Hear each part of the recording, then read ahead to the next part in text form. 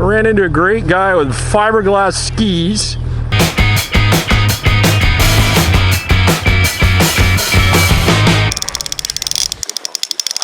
Check out these funky skis. So what's the story on these? The skis I had before on here were Pilot 6.9s. Yep. And they were very hard to steer, and they, in many situations, they wouldn't actually turn the machine.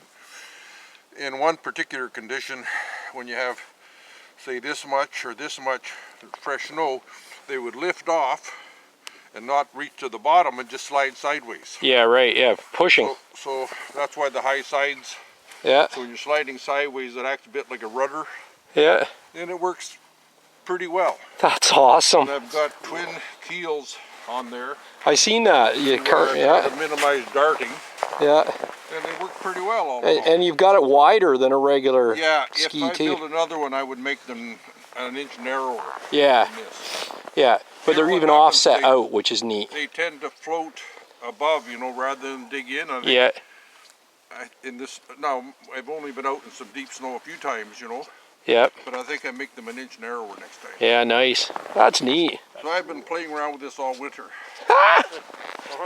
You might be onto something.